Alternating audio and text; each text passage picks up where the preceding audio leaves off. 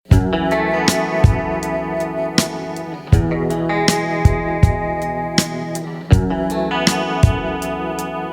जो स्टूडेंट आपका जो 7 स्टेप आता है, जो आपका 7 स्टेप होता है वो होता है स्टैंडर्ड डिजाइन। आपका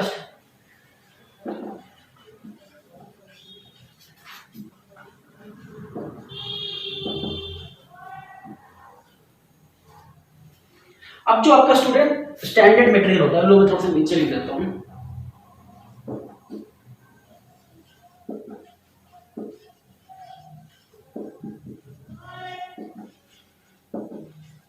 अब जो स्टूडेंट आपका 7 स्टेप होता है वो होता है आपका स्टैंडर्ड मटेरियल। अब स्टैंडर्ड मटेरियल स्टूडेंट क्या होता है, हम इसके अंदर पूरा की पूरा आईएस पढ़ते हैं।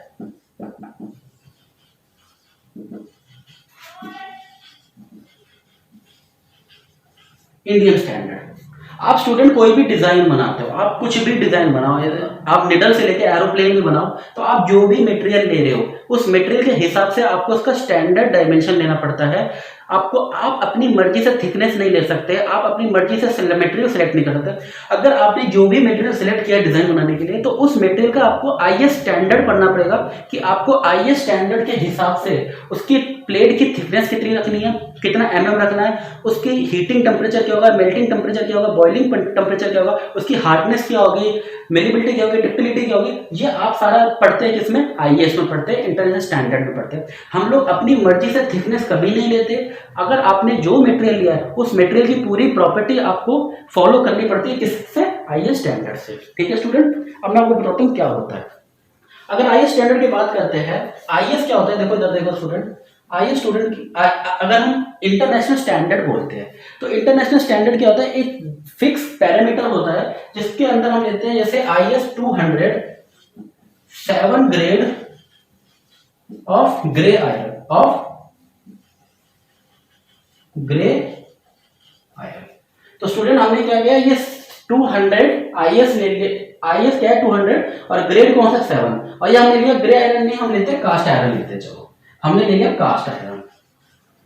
तो कास्ट आयरन पे इसकी स्टूडेंट इसकी सारी प्रॉपर्टीज क्या क्या होती है वो सारी हमें फॉलो करनी है। जैसे कि हमने ले लिया FG 150, हमने FG 150, FG 200, FG 260, FG 300, FG 400।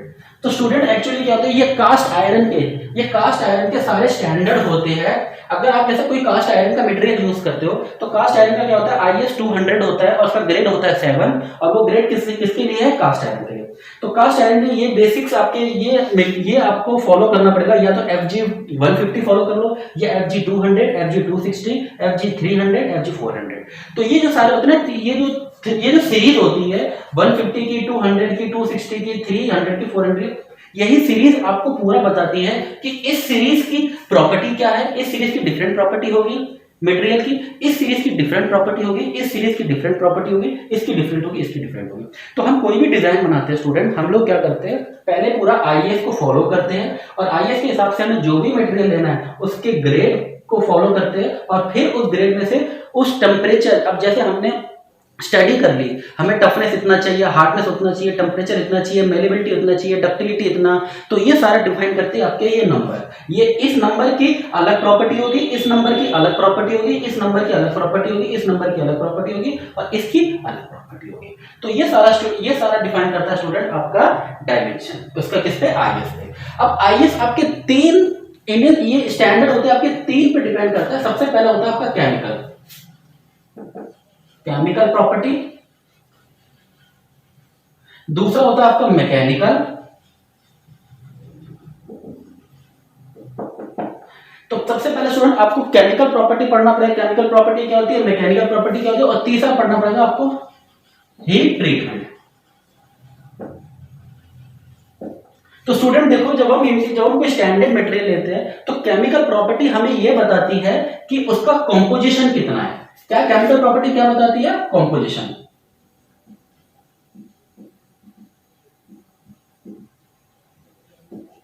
Chemical property student हमें उसका कंपोजिशन बताती है कि आइदर उस मटेरियल में कितना कंपोजिशन मिला हुआ, आयरन कितना मिला हुआ, ओर कितना मिला है, डिफरेंट एलिमेंट्स कितने मिले हुए हैं, उसकी पूरी रेशियो होती है कि कार्बन है, आयरन है, ओर है, ये कितने रेशियो में मिले हैं student. Different ratio of material depend करता है उसकी हार्डनेस पे, टफनेस पे, कि जैसे जितनी इम्प्योरिटी ज्यादा ऐड होगी उसकी हार्डनेस की प्रॉपर्टी उतनी ही चेंज होती जाएगी, टफनेस की प्रॉपर्टी उतनी चेंज रहेगी। आप जितना इम्प्योरिटी मिलाते जाओगे, जितना इम्प्योरिटी उसमें ऐड करोगे, डोपिंग करोगे जितने इम्प्योरिटी की, तो उस डोपिंग से क्या होगा, उसकी जो मैकेनिकल प्रॉपर्टी है मटेरियल की वो इंक्रीज होती जाएगी। तो केमिकल प्रॉपर्टी में क्या होगा, कंपोजिशन होते हैं, और वही कंपोजिशन क्या होते हैं, इम्प्योरिटी होती है, और वही इम्प्योरिटी मटेरियल की प्रॉपर्टी को और इंक्रीज करती है। फिर हम स्टूडेंट उसकी मैकेनिकल प्रॉपर्टी पढ़ते हैं। अब मैकेनिकल प्रॉपर्टी है वो 17 पॉइंट है जो मैंने आपको सारे बताए थे, toughness, hardness, brittleness, malleability, ductility, resonance, ये जितने भी सारे ये उसकी मटेरियल प्रॉपर्टी है। ये स्टूडेंट ये आप डिपेंड करता है उसकी केमिकल प्रॉपर्टी पे। और जो लास्ट होता है वो होता है हीट ट्रीटमेंट। आप जितना मेटल को हीट करोगे, जितना मेटल को टेम्परेचर बढ़ाओगे, उतना ही मेटल अपनी प्रॉपर्टी और इंक्रीज करता है। तो हीटिंग बढ़ाने से क्या होता है, मेटल की प्रॉपर्टी इंक्रीज होती रहती है या चेंज होती रहती है। तो ये 3 बेसिक पैरामीटर्स होते हैं, केमिकल प्रॉपर्टी, मैकेनिकल प्रॉपर्टी और हीट ट्रीटमेंट। ये डिफाइन करता है आपका पूरा मटेरियल स्टैंडर्ड पे कि आपका मटेरियल स्टैंडर्ड किस पे फॉलो करता है। स्टूडेंट समझ गए आप अच्छे से डिटेल में। अब उसके बाद आपको बताता हूं मैं स्टैंडर्ड टेस्टिंग बताता हूं स्टूडेंट। स्टैंडर्ड टेस्टिंग एक छोटा सा मेथड है स्टैंडर्ड टेस्टिंग, वो मैं आपको सिखाता हूं क्या होता है। सुनो ध्यान से सुनो student.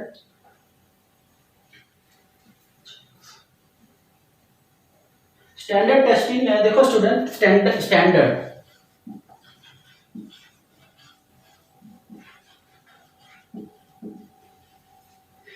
Testing student, standard testing में क्या होता है कि दरअसल एक साइंटिस्ट थे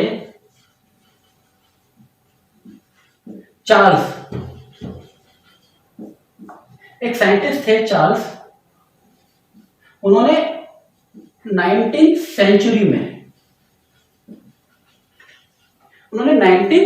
में चार साइंटिस्ट थे, उन्होंने 19th सेंचुरी में एक सीरीज दी थी। वो सीरीज थी 5 बेसिक सीरीज स्क्वायर। कौन सी थी? 5 बेसिक सीरीज स्क्वायर।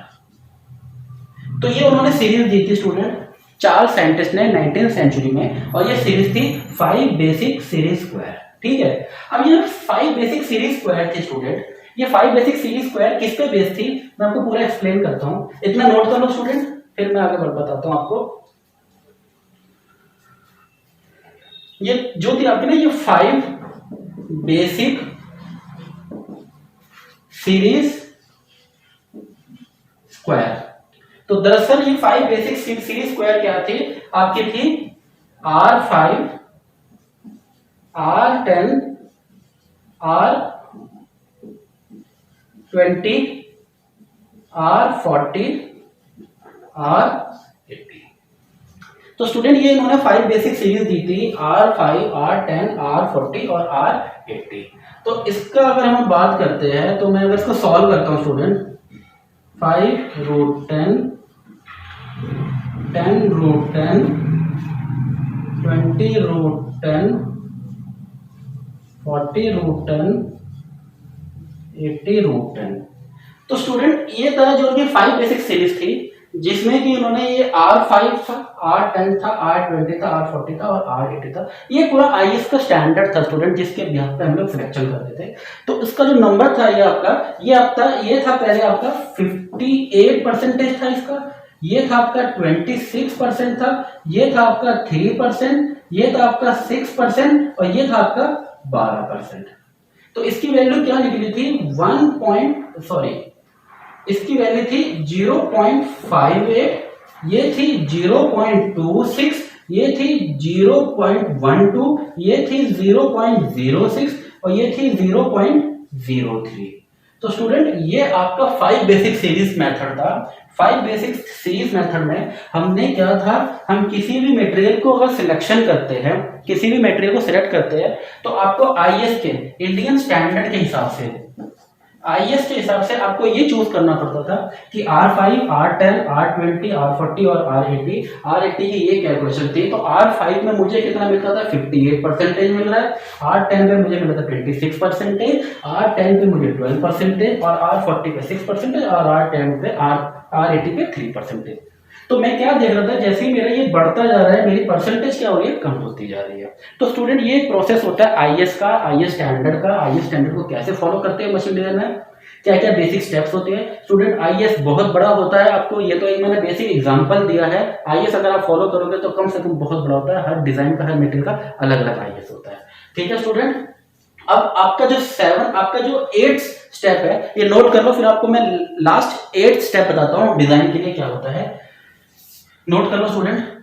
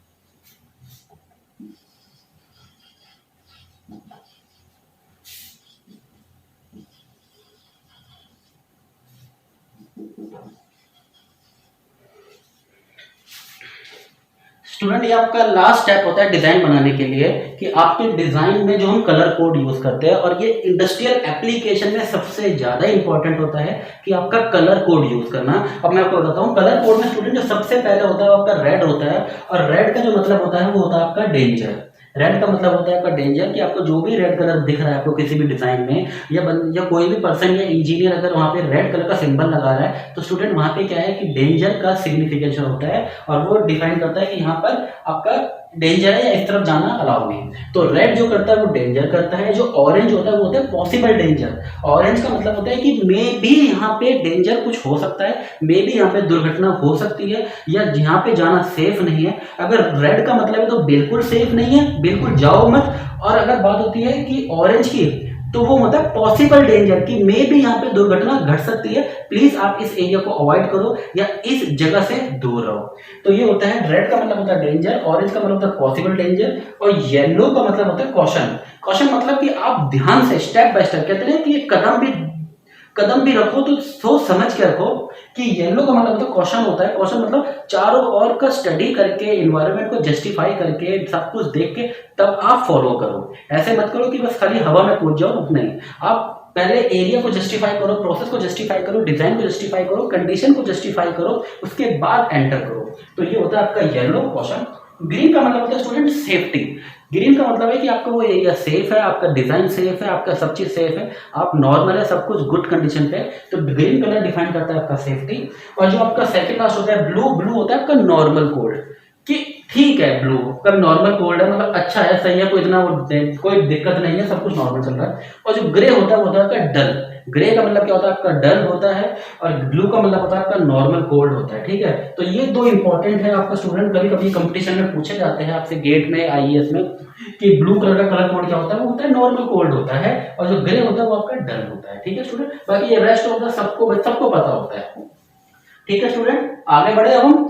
ये आपके पूरे के पूरे डिजाइन के 8 स्टेप कंप्लीट हो चुके हैं।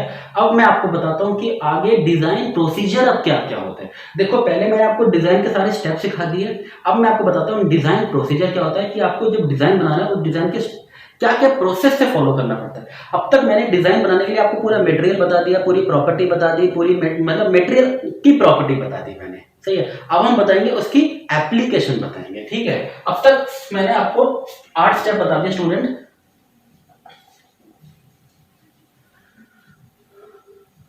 अब जो मैंने आपको 1 से लेके जो 8 स्टेप बताए हैं,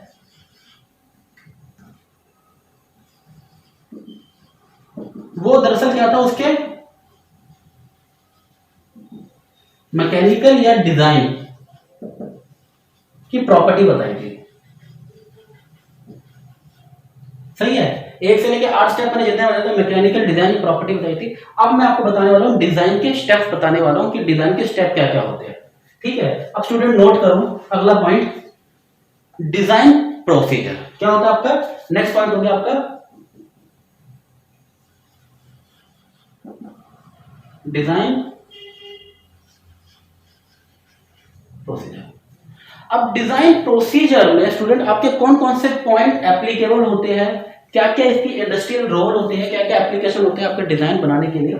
हमने अभी तक जितने भी 8 पॉइंट पढ़े थे वो दरअसल क्या था, उसकी केमिकल प्रॉपर्टी थी। अब हम पढ़ेंगे स्टूडेंट इसके कौन कौन से प्रोसीजर होते हैं। तो पहला प्रोसीजर होता है स्टूडेंट इसका, सबसे जो पहला प्रोसीजर होता है वो आपका मार्केट सर्वे। जो आपका पहला पॉइंट होता है स्टूडेंट कोई भी डिजाइन बनाने का, वो होता है मार्केट सर्वे होता है, कि आप उस डिजाइन का पहले मार्केट सर्वे करो। मार्केट सर्वे का मेरा कहने का मतलब है कि उसकी इंपॉर्टेंस देखो, उसकी नीड देखो, उसको कितने लोग लाइक कर रहे हैं, तब जाके आप कोई डिजाइन बना। आप कोई भी डिजाइन बनाते हो स्टूडेंट, ऐसा नहीं होता है कि कोई भी डिजाइन बस लिया और बना दिया, नहीं। पहले हम लोग उसकी मार्केट सर्वे करते हैं, पब्लिक की डिमांड पूछते हैं, उसकी इंपॉर्टेंस देखते हैं, उसकी सिग्निफिकेशन देखते हैं, तब हम उसका डिजाइन बनाना चालू करते हैं। तो पहला पॉइंट होता है स्टूडेंट आपका क्या होता है, मार्केटिंग सर्वे। मार्केटिंग सर्वे आपका पहला पॉइंट होता है। दूसरा होता है डिजाइन स्पेसिफिकेशन प्रोडक्ट। दूसरा क्या होता है स्टूडेंट आपका डिजाइन स्पेसिफिकेशन प्रोडक्ट। दूसरा होता है डिजाइन स्पेसिफिकेशन प्रोडक्ट, कि आप उस डिजाइन का पूरा स्पेसिफिकेशन करो कि उसमें कौन कौन सा प्रोडक्ट लग रहे हैं, क्या क्या रॉ मटेरियल लग रहा है, कौन कौन सा उसके अंदर मटेरियल लग रहा है, प्लास्टिक लग रहा है, एल्यूमिनियम लग रहा है, कितने टाइप के मटेरियल लग रहे हैं, कौन कौन से फोर्सेस होते हैं, क्या क्या उसके यूटिलाइज हो जाते हैं, क्या क्या उसके एप्लीकेशन होंगे, वो सारा होता है डिजाइन स्पेसिफिकेशन प्रोडक्ट में आपको पढ़ना पड़ेगा। तीसरा होता है आपका स्टूडेंट, तीसरा इंपॉर्टेंट पॉइंट है, सबसे ज्यादा है स्टडी। लिखो स्टूडेंट, स्टडी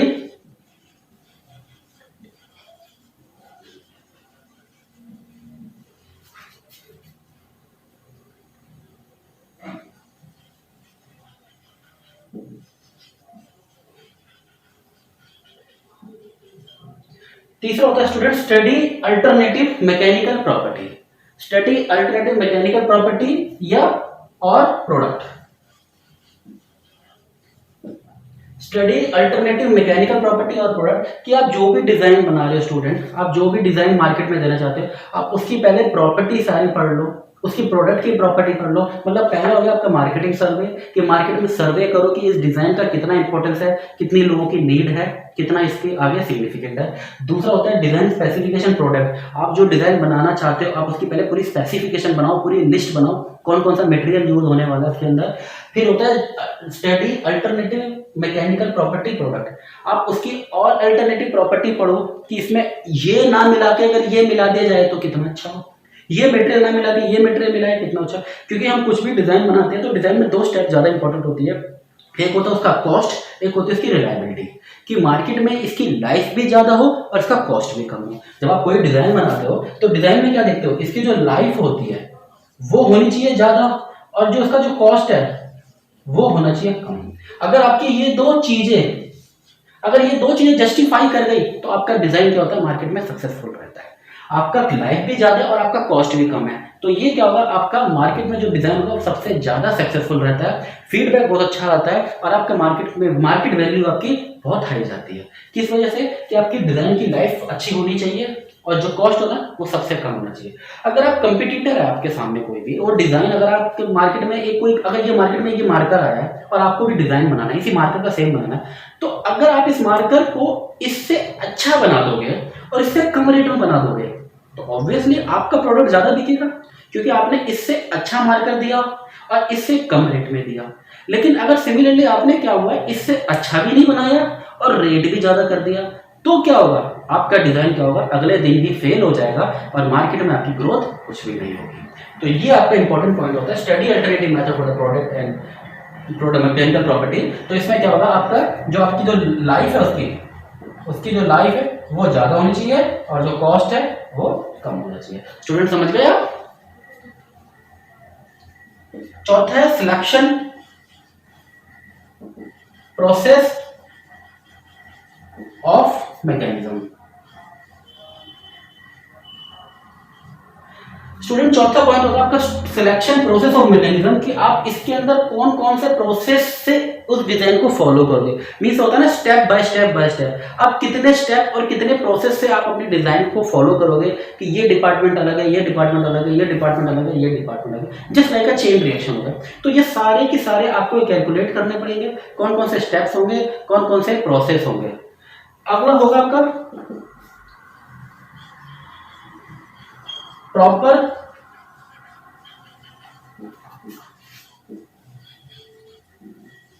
डिजाइन। अगला पॉइंट होगा आपका प्रॉपर लेआउट ऑफ डिजाइन। आप जो भी डिजाइन बनाए, सपोज अगर आपने ये डिजाइन बनाया तो इसका प्रॉपर डायमेंशन, यहाँ का डायमेंशन, यहाँ का डायमेंशन, किस मटेरियल का बना है वो डायमेंशन, मटेरियल की प्रॉपर्टी क्या है वो डायमेंशन, इस प्रॉपर्टी का कॉस्ट क्या है वो चीज। तो ये सब चीज का आपको प्रॉपर लेआउट बनाना पड़ेगा। लेआउट मतलब एक प्रॉपर आपको लिस्ट बनानी पड़ेगी, इसमें कौन सा मटेरियल यूज हो रहा है, कौन सा शेप एंड साइज हो रहा है, कौन सी क्वालिटी है, मटेरियल का रेस्ट क्या है, मटेरियल का कॉस्ट क्या है, ये सारा आपको लेआउट करना पड़ेगा। ठीक है। अब छठा होता है आपका प्रॉपर असेंबली डिजाइन। छठा पॉइंट होता है स्टूडेंट आपका प्रॉपर असेंबली डिजाइन, कि अगर आपने ये सारा मटेरियल फाइनल कर दिया, ठीक है, ये प्लास्टिक ले लिया, ये डायमेंशन ले लिया, आप ये ले, अगर सपोज करो ये चीज है, सपोज करो ये, हाँ, आपने सब कुछ मटेरियल ले लिया सब, अगर आपका ये कैप और पेन का डायमेंशन ही अगर सही नहीं है, अगर देख रहे हो ना जी, देखो ये कैप है और ये पेन इसके अंदर पूरा फिट हो गया, अगर ये डायमेंशन ही सही नहीं है ना, आपका ये कैप इस पेन के अंदर लग रहा है, तो आपका क्या होगा, डिजाइन पूरा की पूरा फेल हो जाएगा। आप समझ गए? प्रॉपर असेंबली ऑफ डिजाइन, कि आप जो भी चीज बना रहे, सपोज जैसे कार का आपने गियर बॉक्स बनाया, तो उसके अंदर जितने भी गियर है, सारे जितने भी गियर, वो प्रॉपर मैश होने चाहिए, प्रॉपर अलाइनमेंट होना चाहिए, ताकि उनकी स्पीड अच्छी मिले, आरपीएम कांस्टेंट मिले, उसके अंदर हीटिंग इफेक्ट ना हो, वियर ना हो, टीयर ना हो, नॉइज ना हो। तो ये सारा होता है प्रॉपर असेंबली ऑफ डिजाइन। अब स्टूडेंट नोट कर लो, सातवां जो पॉइंट है आपका वो है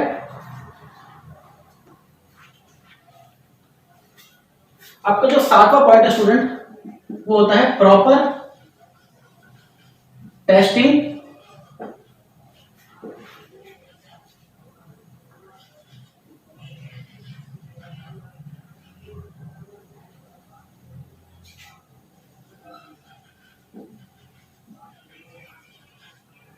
प्रॉपर टेस्टिंग प्रोटोटाइप। आपका जो सातवां पॉइंट है वो है प्रॉपर टेस्टिंग प्रोटोटाइप। तो प्रॉपर टेस्टिंग और प्रोटोटाइप क्या होता है कि स्टूडेंट जब आपका फाइनल डिजाइन, ये आपका क्या है, फाइनल स्टेप है, ये आपका फाइनल। तो फाइनल स्टेप क्या होता है आपका प्रॉपर टेस्टिंग प्रोटोटाइप, कि आपने सब कुछ बना लिया, आपने क्या हुआ, मटेरियल सिलेक्ट कर लिया, आपने डिजाइन भी बना लिया, शेप भी रख दी, साइज भी रख दिया, सब कुछ भी। अब उसकी एक फाइनल प्रॉपर टेस्टिंग होती है, प्रोटोटाइप होती है, कि आपका डिजाइन बिल्कुल सही है, या इसको अल्टरनेट ये भी बोला जाता है क्वालिटी टेस्ट। क्वालिटी टेस्ट इसको ये भी बोला जाता है, क्वालिटी टेस्ट भी बोला जाता है प्रॉपर टेस्टिंग प्रोटोटाइप को, कि फाइनल क्वालिटी टेस्ट आपका जो क्यू होता है वो पास है या नहीं। अगर क्वालिटी टेस्ट पास है तो आपका डिजाइन क्या होता है, मार्केट में आ जाता है। ठीक है स्टूडेंट, समझ गए? इसको नोट कर लो, डिजाइन प्रोसीजर क्या होते हैं। डिजाइन प्रोसीजर के कितने स्टेप होते हैं, 7 स्टेप होते हैं। स्टूडेंट इसको एक बार नोट कर लो, फिर हम आगे बढ़ते हैं। ठीक है, कोई डाउट है तो फिर इसको डाउट सेक्शन में पूछो, क्लियर करो। अगला बताता हूं आपको मैं, डिजाइन कॉन्फ़िगरेशन। इसको नोट करो स्टूडेंट, फिर हम आगे बढ़ते हैं। बट रब कर दो।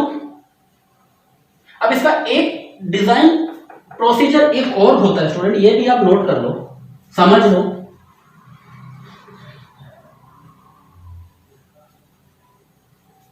अब जब मैं बात करता हूं डिजाइन,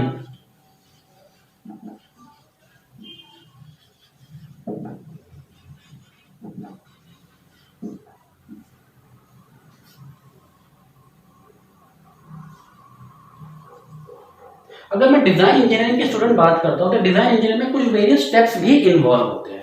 सबसे पहला होता है स्टूडेंट आपका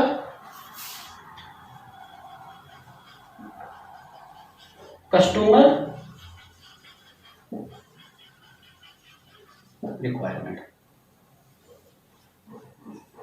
सबसे जो पहला स्टेप होता है आपका स्टूडेंट होता है कस्टमर रिक्वायरमेंट होता है कि आपका जो भी आप डिजाइन बनाने जा रहे हो मार्केट में, आप जो भी डिजाइन बनाने जा रहे हो तो उस डिजाइन का कस्टमर की रिक्वायरमेंट कितनी होती है। मेरी बात समझ ना स्टूडेंट, कि सपोज जैसे आपने एक डिजाइन बना दिया और उसकी मार्केट में रिक्वायरमेंट ही नहीं है और आप बनाए जा रहे तो क्या होगा।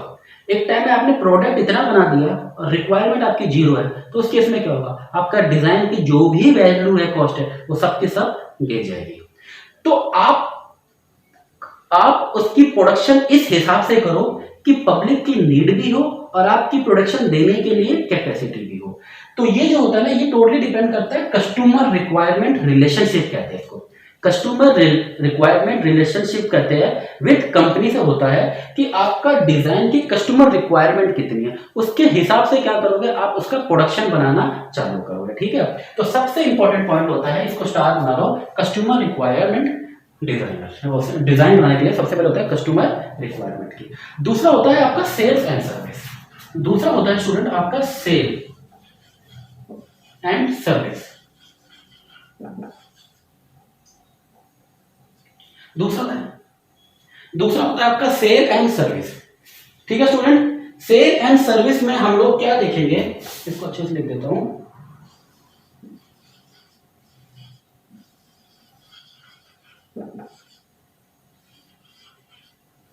जो आपका दूसरा पॉइंट होता है तो स्टूडेंट सेल एंड सर्विस होता है कि आपने पहले कस्टमर रिक्वायरमेंट तो ले ली कि आपकी डिजाइन की कस्टमर की वैल्यू कितनी है मार्केट में, आपके डिजाइन की, मतलब आपका जो डिजाइन है उसको कस्टमर कितना लाइक कर रहे हैं। फिर जो सेकंड स्टेप आता है वो आता है आपका सेल्स एंड सर्विस डिपार्टमेंट होता है कि आपने इस मार्कर को बना तो दिया, अब बनाने के बाद अभी तो ये कंपनी के अंदर है, जब ये कंपनी से बाहर जाएगा तो वो डिपेंड करता है आपका सेल्स एंड सर्विस पे कि कैसे वो डिजाइन आपका सेल होता है, कैसे वो सर्विस होता है, वो एक अलग डिपार्टमेंट होता है। लेकिन ये सेल एंड सर्विस आपका किसमें इंक्लूड होता है, ये होता है आपके डिजाइन इंजीनियरिंग में। ठीक है स्टूडेंट, अगला होता है आपका कॉस्ट। अगला जो तीसरा पॉइंट होता है स्टूडेंट, तीसरा पॉइंट होता है आपका कॉस्ट। तीसरा पॉइंट होता है कॉस्ट, कि कॉस्ट भी स्टूडेंट बहुत इंपॉर्टेंट है। मैंने भी जैसे आपको बताया कि आपने डिजाइन बना दिया, इसका मार्केट रेट है अगर आपका 10 रुपीज है और आप इस डिजाइन को दे रहे हो 15 रुपीज में, तो कंपनी को सोचना पड़ेगा कि इसकी प्रोडक्शन को कैसे बढ़ाए। कंपनी लॉस में भी जा सकती है, या तो आप इसकी क्वालिटी दो 15 रुपीज वाली, अगर आपने क्वालिटी गिरा दी और आपने प्राइस बढ़ा दिया, आपका डिजाइन फेल हो जाएगा। समझ गए। तो कॉस्ट किस पे डिपेंड करता है, इसका जो डिजाइन होता है, डिजाइन एक्चुअली एक कॉस्ट वाला भी डिपार्टमेंट होता है कि आपका डिजाइन ऐसा होना चाहिए कि आपका ये जो पेन है, ये जो मार्केटर है, जो आपके मार्केट में जो कंपटीटर है, उसके हिसाब से, कंपटीटर के हिसाब से इस मार्कर का जो प्राइस, आप जब डिजाइन बनाओगे आपको इसकी क्वालिटी अच्छी रखनी है और इसका प्राइस कम रखना है, तभी आपका डिजाइन सक्सेसफुल होगा। ठीक है स्टूडेंट, आपका इसका क्या, क्वालिटी अच्छी होनी चाहिए और प्राइस कम होनी चाहिए। फिर आता है आपका चौथा पॉइंट, आता है आपका स्टूडेंट, फिर चौथा पॉइंट है आपका मैन्युफैक्चरिंग।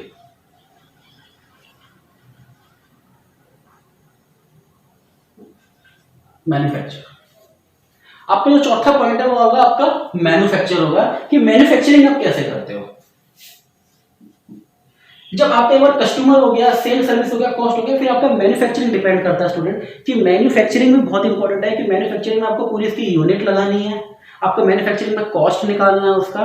तो ये मैन्युफैक्चरिंग क्या होती है, ये भी एक डिजाइन इंजीनियरिंग का बहुत इंपॉर्टेंट पार्ट होता है। फिर इसका आता है आपका फिफ्थ पॉइंट, आता है आपका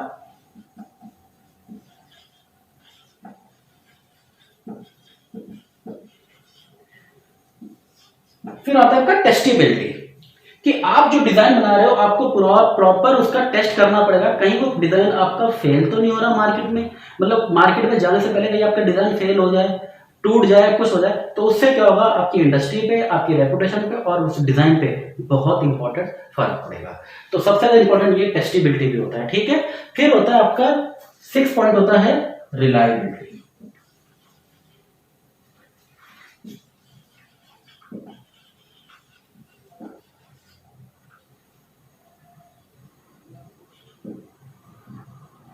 फिर आपका स्टूडेंट जो आपका नेक्स्ट पॉइंट होता है वो होता है रिलायबिलिटी, कि आपका जो डिजाइन है मार्केट में, आपका आपका जो डिजाइन है वो मार्केट में कितनी उसकी रिलायबिलिटी वैल्यू है। ठीक है स्टूडेंट, कि रिलायबिलिटी वैल्यू मतलब ये देखना है कि मार्केट में रिलायबिलिटी वैल्यू उसकी है या नहीं। फिर आपका जो 7th पॉइंट आता है वो आता है आपका सेफ्टी, कि उसकी सेफ्टी वैल्यू कितनी है। ये हो गया आपका 7th पॉइंट होगा कि उस डिजाइन की आपकी सेफ्टी वैल्यू कितनी है। सेफ्टी वैल्यू मींस कि कितना आपका डिजाइन सेफ है, कोई ऑर्गेनिक मटेरियल ऐसा तो नहीं लिया कि वो बच्चों के लिए नुकसान कर रहा है, कोई केमिकल कॉम्पोजिशन में ऐसा मटेरियल तो नहीं है जो बच्चों के लिए नुकसान कर रहा है, तो वो चीज भी उसकी सेफ्टी इंपॉर्टेंट देखनी पड़ेगी। फिर आपका आता है मेंटेनेबिलिटी, 8वां पॉइंट है।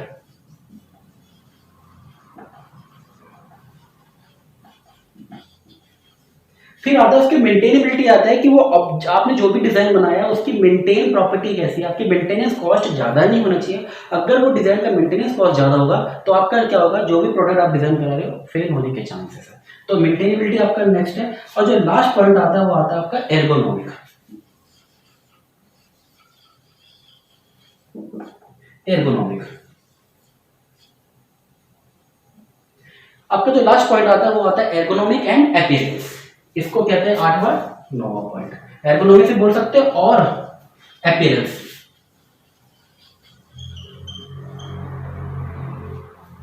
ठीक है स्टूडेंट, अपीयरेंस बोल सकते हो।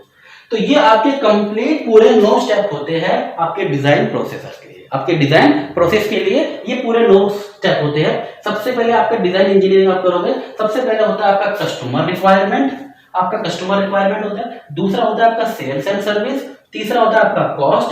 चौथा होता है आपका मैन्युफैक्चरिंग। पांचवा होता है आपका टेस्टिंग। सिक्स्थ होता है आपका रिलायबिलिटी। सातवां होता है आपका सेफ्टी। आठवां होता है आपका मेंटेनेबिलिटी। और 9वां होता है आपका एर्गोनॉमिक।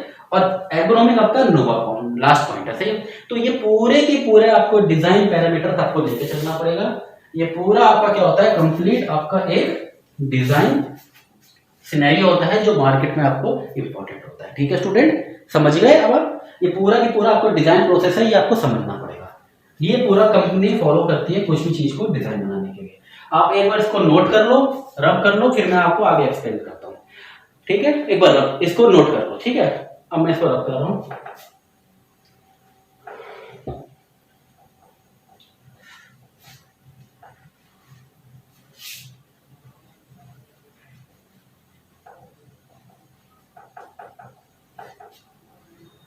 अब स्टूडेंट आपको बताता हूं एर्गोनॉमिक क्या होता है।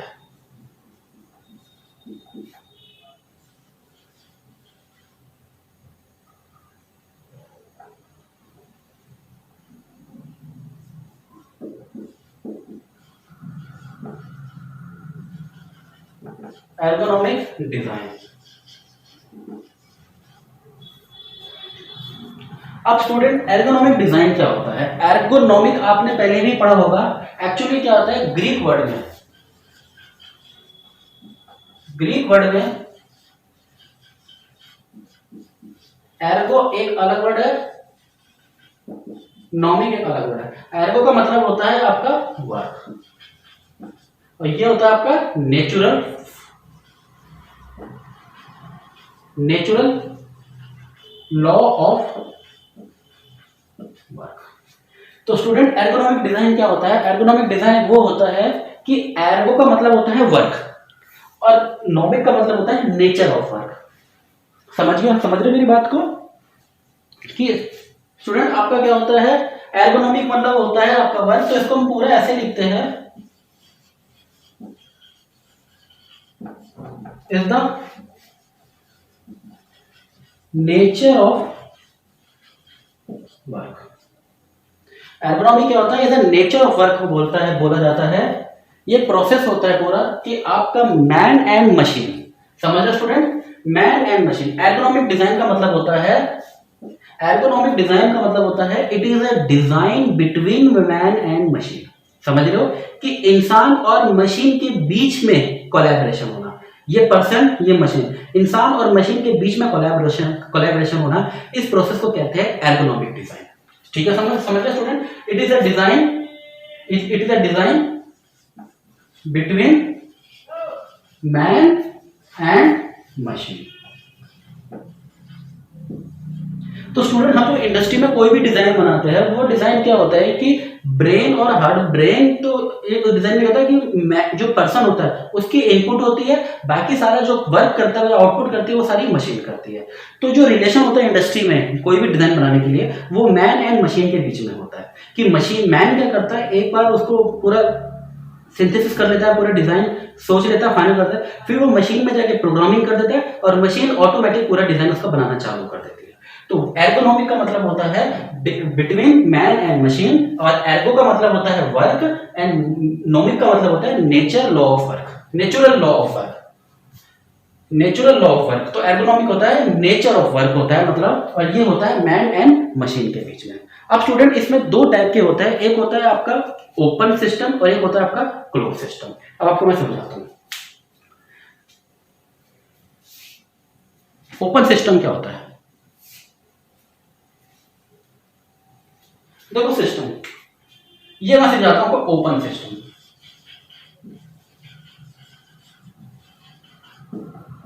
और ओपन सिस्टम में क्या होता है, स्टूडेंट ध्यान से देखो कि यहां से क्या हुआ, आपने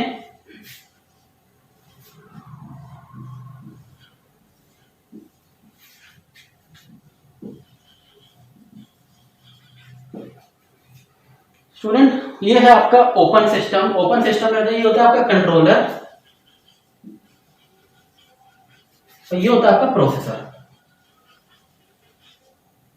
तो ओपन सिस्टम क्या होता है स्टूडेंट, ओपन सिस्टम वो प्रोसेस होता है कि आपने यहां से इनपुट दिया, यहां से आपने इनपुट दिया, इनपुट क्या करता है, ये कंट्रोलर होता है, कंट्रोलर उस इनपुट को जस्टिफाई करता है, और जस्टिफाई करके क्या होता है, जो भी अपना सिग्नल होता है वो प्रोसेस कर देता है आगे।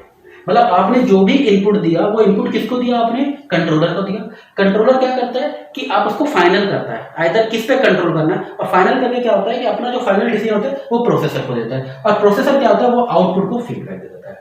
तो ये एक प्रॉपर होता है, खाली ओपन सिस्टम होता है, इसके अंदर रिवर्स नहीं होता, इसके अंदर रिवर्स सिस्टम नहीं होता। ओपन सिस्टम एक फ्लो में चलता है, इसके अंदर आपको फीडबैक नहीं मिलेगा, आपको रिवर्स नहीं मिलेगा, फीडबैक नहीं मिलेगा, बस ओपन चलता जाएगा। तो इस प्रोसेस को कहते हैं ओपन सिस्टम। मींस आपने इनपुट दिया, वो कंट्रोलर के पास गया, कंट्रोलर से प्रोसेस के पास गया, और प्रोसेस में सीधा आउटपुट दे दिया। अगर मैं बात करूंगा एग्जांपल होता है आपका फैन का स्विच,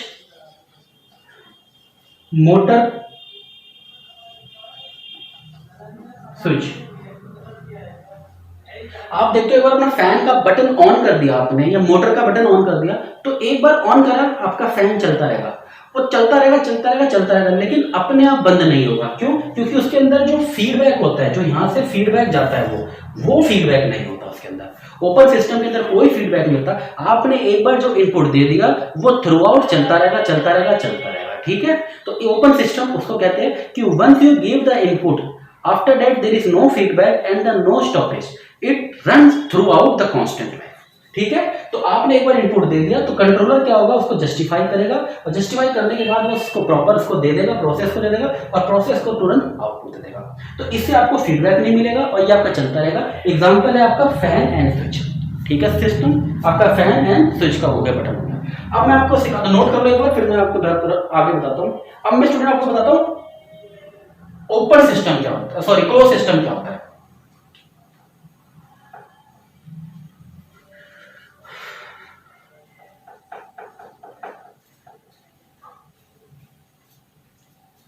अब देखो स्टूडेंट क्लोज सिस्टम,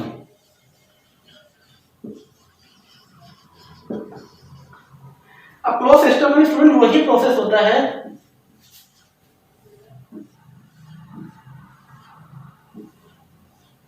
ये होता है आपका इनपुट,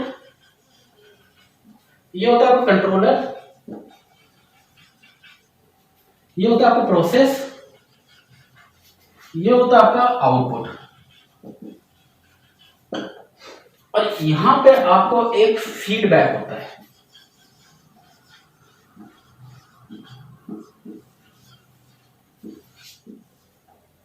ये यहां से गया, ऐसे गया, ऐसे गया, ये सिस्टम होता है स्टूडेंट क्लोज सिस्टम। क्या क्लोज सिस्टम का मतलब देख रहे हो कि पूरा एक क्लोज पाथ में बना हुआ है, कि यहां से इनपुट गया, इनपुट क्या हुआ, पहले कंट्रोलर में गया, कंट्रोलर ने प्रोसेस को दिया, प्रोसेस से आउटपुट मिला। अब जो आउटपुट मिल रहा है वो आउटपुट इसको जस्टिफाई कर रहा है। देखो क्लोज सिस्टम क्या होता है कि आपने इनपुट दिया, इनपुट से पहले कंट्रोलर ने जस्टिफाई किया कि क्या चीज हो रहा है, ठीक है, आपको क्या ऑन करना है नहीं करना, फिर उसने इनपुट से फाइनल होने के बाद उसको प्रोसेस को फाइनल कर दिया, डिसीजन दे दिया तो ये कर, तुरंत प्रोसेस ने उसको आगे करा, आउटपुट देना चालू कर दी, आपको आउटपुट मिले। लेकिन अब वो आउटपुट कितनी मिल रही है, कितनी मिल रही है, वो दरअसल क्या होता है ओपन सिस्टम में पता नहीं चलता हमें। लेकिन क्लोज सिस्टम में क्या होता है कि सपोज आउटपुट अगर इसको देनी है आपको 80%, मेरी बात सुनो, आउटपुट इसको देनी है 80%, अब तो आपको पता कैसे चलेगा कि उसको 80% मिल रही है नहीं मिल रही। हम क्या करते हैं कि एक फीडबैक लगा देते हैं, और ये फीडबैक क्या करती है, पूरी की पूरी उसको इंफॉर्मेशन आउटपुट की लेती है और हमें यहाँ पे बता देती है कि इसको प्रॉपर 80% मिल रहा है या नहीं मिल रहा। ठीक है स्टूडेंट, कि इसको प्रॉपर 80% मिल रहा है नहीं मिल रहा, इस प्रोसेस को कहते हैं, आपको इस प्रोसेस को कहते हैं क्लोज सिस्टम। तो क्लोज सिस्टम में आपने क्या देखा है कि पहले इनपुट आपने कंट्रोलर को दिया, कंट्रोलर ने जस्टिफाई किया क्या क्या चीज आपको करना है क्या नहीं करना, और वही चीज को इसने फाइनलाइज करके फिल्टर लगा के, या इसको फिल्टर भी बोल सकते हैं यहाँ पे, और इस चीज को आगे ये प्रोसेस करता है और वो प्रोसेस क्या करता है आउटपुट देता है। लेकिन आपको आउटपुट में पता करना है कि कितनी परसेंट आउटपुट आपको मिल रही नहीं मिल रही, वो क्या करता है आपका यहाँ पे एक फीडबैक लगाते हैं, और वो फीडबैक क्या होता है पूरा की पूरा उसको जस्टिफाई करता है और तुरंत इसको यहाँ पे दे देता है। तो उससे पता चल जाता है कि यहाँ पे फीडबैक, हमें जो फीडबैक मिल रहा है वो प्रॉपर मिल रहा है या नहीं मिल रहा है। फिर यहाँ पे एक एरर सिस्टम भी होता है, इधर एक एरर सिस्टम भी लगाते हैं फीडबैक के बाद, कि एरर का मतलब होता है कि ये या तो अप करेगा या डाउन करेगा। मेरी बात समझ रहे नहीं समझ रहे? अगर एरर का मतलब काम क्या होता है कि अगर आपको देनी है 80%, अगर आपको यहां देनी है 80% और यहां दरअसल मिल रही है आपको 60% मिल रही है, आप मेरी बात समझ रहे हो, आपको देनी है कितनी, आपको देनी है 80%, लेकिन यहां पे जो पहुंच रही है आपको देनी है यहाँ पे 80% देनी है, लेकिन यहाँ पे जो आ रही है वो आ रही है आपकी 60% आ रही है। तो 60% आ रही है, तो इसने बता दिया है कि यहाँ पे जो लॉस हो रहा है, जो आपका लॉस हो रहा है वो कितना हो रहा है, वो 20% का लॉस हो रहा है। तो वो 20% का लॉस हो रहा है, तो वो क्या करता है आगे इसको 20% लॉस को और बढ़ा के स्किप कर देता है। तो आपको समझ आया नहीं आया कि एक्चुअली क्लोज सिस्टम क्या होता है? क्लोज सिस्टम एक पूरा क्लोज पाथ होता है जिसके अंदर कंट्रोलर होता है, प्रोसेस होता है, आउटपुट होता है और एक फीडबैक होता है। फीडबैक का काम क्या होता है? फीडबैक का काम क्या होता है, यहाँ पे जो भी आउटपुट मिल रही है वो तुरंत इसको बताता है कि कितनी आउटपुट मिल रही है और उसका क्या करना है। ठीक है, यहाँ पे ये होता है एरर सिस्टम होता है, एरर सिस्टम बताता है कि एक्चुअली उसको आउटपुट मिल रही है या नहीं मिल रही है। ज्यादा मिल रही है तो कम करता है, कम मिल रही है तो उसको बढ़ा देता है। तो ये होता है स्टूडेंट पूरा क्लोज सिस्टम होता है। ठीक है स्टूडेंट, समझ गए? क्लोज सिस्टम होता है। और क्लोज सिस्टम के एग्जांपल की बात करेंगे तो जितने भी आजकल ऑटोमेटिक पैनल्स, जितने भी आजकल ऑटोमेटिक पैनल्स है, आपने देखा वॉशिंग मशीन में ले लो, आप बड़ी बड़ी मशीनों में ले लो, तो उसमें सारे ऑटोमेटिक लगे होते हैं। किसका टेम्परेचर बढ़ रहा है वो तुरंत घटा देता है, बढ़ा देता है, इंक्रीज कर रहा है, किसको कितनी वोल्टेज देनी है, कितने फिल्टर लगाने हैं। आजकल आप देखते हो मदरबोर्ड देखते हो तो मदरबोर्ड में आईसी लगाई जाती है। आईसी क्या होती है? आईसी की डिफरेंट डिफरेंट पिन्स होती है। 6 पिन की आईसी होती है, 6 पिन की होती है, 10 पिन्स की होती है। पिन के अलग अलग फंक्शन होते हैं, एक होता है ग्राउंड, एक होता है ट्रिगर, एक होता है आउटपुट, एक होता है रिसेट, एक होता है कंट्रोल, एक होता है थ्रेशोल्ड, एक होता है डिस्चार्ज, एक होता है वीसीसी। तो अलग अलग पिन के अलग अलग फंक्शन होते हैं, यही फंक्शन पूरा डिफाइन करती है आपका क्लोज सिस्टम। समझ गए स्टूडेंट? रब कर दूं, नोट कर लो, ये है क्लोज सिस्टम और ओपन सिस्टम मैंने आपको बताया था। अब मैं आपको बताता हूं इसका सीक्वेंस डिजाइन प्रोसेस क्या होता है।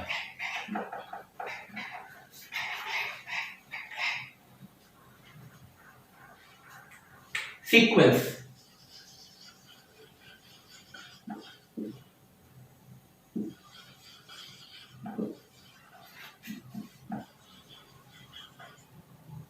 सीक्वेंस डिजाइन प्रोसेस में क्या होता है स्टूडेंट? देखो ध्यान से देखो,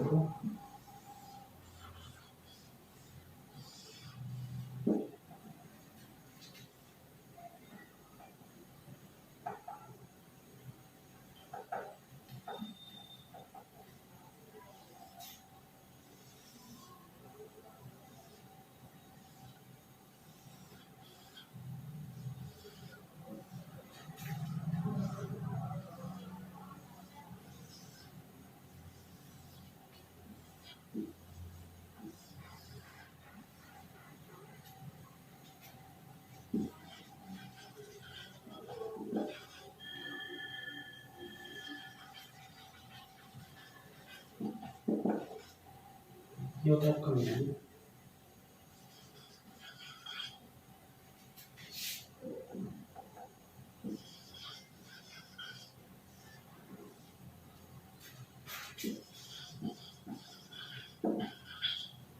मशीन, ये होता है आपका डिस्प्ले, ये होता है आपका मशीन कंट्रोलर, ये होता है आपका मशीन कंट्रोलर।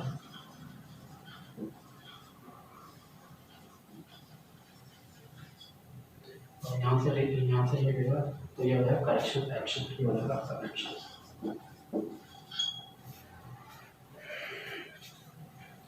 स्टूडेंट ये होता है आपका sequence design process. Sequence design process में क्या होता है, ये होता है मैन वर्सेस मशीन के बीच में। जैसे मैंने आपको बताया था ना, एर्गोनॉमिक क्या होता है, एर्गोनॉमिक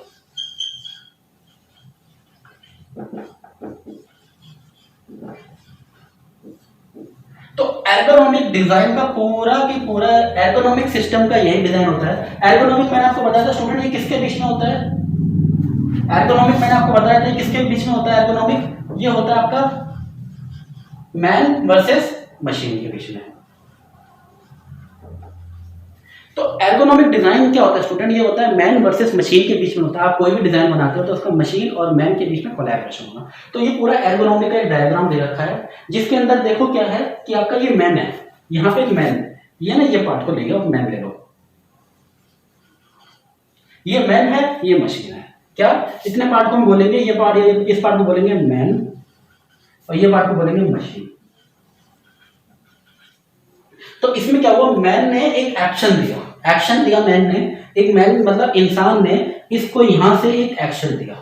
एक्शन मतलब एक कुछ कमांड दिया, कमांड दिया या ऑर्डर दिया या कुछ एक प्रोग्राम दिया, उसने क्या करा, इस मशीन ने कंट्रोलर पे क्या इस मशीन ने क्या करा, उसको कंट्रोल किया कि इसने जो भी प्रोग्रामिंग दी है वो कौन सी दी है, क्या दिया है, या जो भी एक्शन दिया वो क्या एक्शन दिया, वो इस मशीन ने यहां से क्या करा, उसको कंट्रोल किया। कंट्रोल मतलब उसको जस्टिफाई किया कि जो इंसान ने बोला है एक्चुअली बोला क्या और करना क्या है।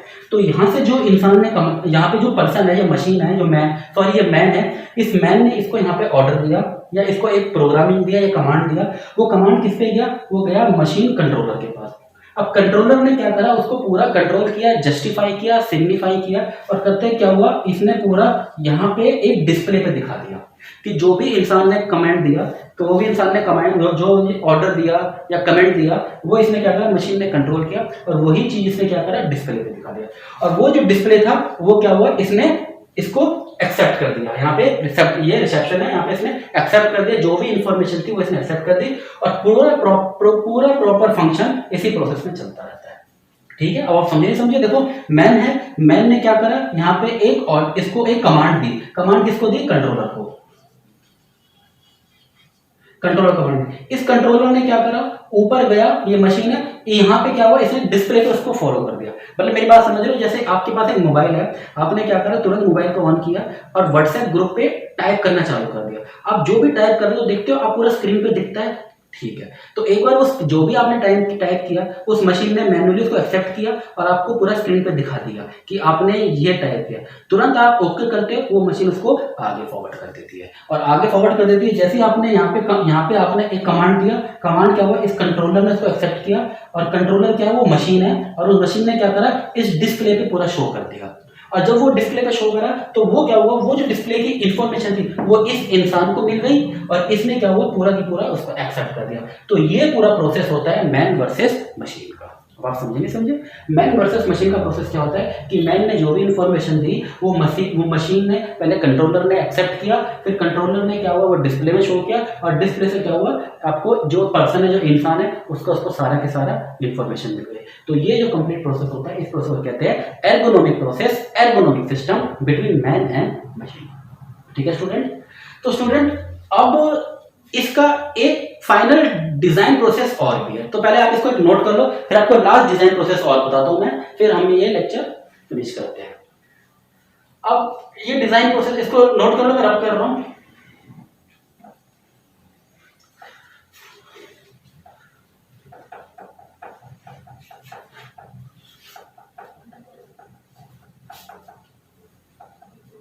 अब आता है आपका, देखो अगला इसका जो प्रोसेस है वो आता है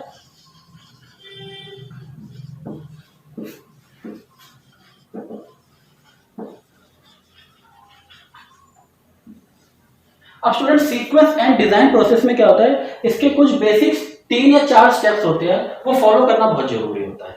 तो जो सबसे पहला स्टेप होता है वो होता है आपका मार्केटिंग।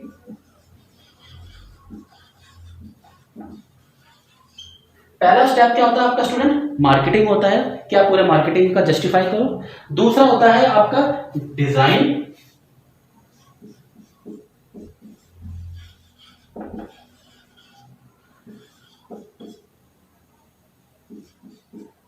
दूसरा पॉइंट क्या होगा स्टूडेंट आपका, मार्केटिंग होगा। दूसरा पॉइंट सॉरी फर्स्ट पॉइंट आपका मार्केटिंग होगा, दूसरा पॉइंट आपका डिजाइन होगा, तीसरा पॉइंट होगा आपका प्रोडक्शन,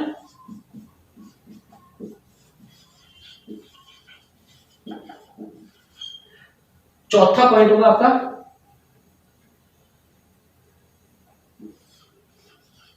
चौथा पॉइंट होगा स्टूडेंट आपका, पहला पॉइंट होगा आपका पहला मार्केटिंग, डिजाइन, प्रोडक्शन, चौथा पॉइंट होगा आपका सेल।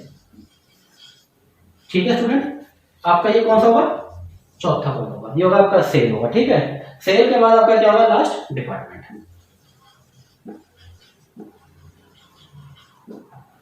ये हो जाएगा आपका पांचवा पॉइंट। तो स्टूडेंट ये आप पूरा नोट कर लो कि सबसे पहले आपका मार्केटिंग होगा। अगर जो सीक्वेंस ऑफ डिजाइन प्रोसेस की बात करेंगे, पहले मार्केटिंग, फिर आपका डिजाइन बनाना। पहले आपको मार्केटिंग करो कि आपके उस प्रोडक्ट की कितनी डिमांड है मार्केट में, कितनी डिमांड है मार्केटिंग में, पहले आपको उसका मार्केटिंग सर्वे करना है। फिर आपको उसका डिजाइन पूरा जस्टिफाई करना है, कौन सा मटेरियल है, कौन सा आपकी प्रॉपर्टी यूज करनी है। फिर उसकी आप प्रोडक्शन बढ़ा दो, प्रोडक्शन के बाद क्या होगा, उसकी सेल करनी है, सेल करने के बाद उसकी फिर डिपार्टमेंटल इंफॉर्मेशन लो कि आपका डिजाइन कितना सब कुछ सक्सेसफुल रहा है नहीं रहा। तो ये आपका प्रोसेस है स्टूडेंट, पूरा सीक्वेंस प्रोसेस। ठीक है student, okay, thank you so much student. Next class में हम मिलते हैं मशीन डिजाइन के सेकंड पार्ट में।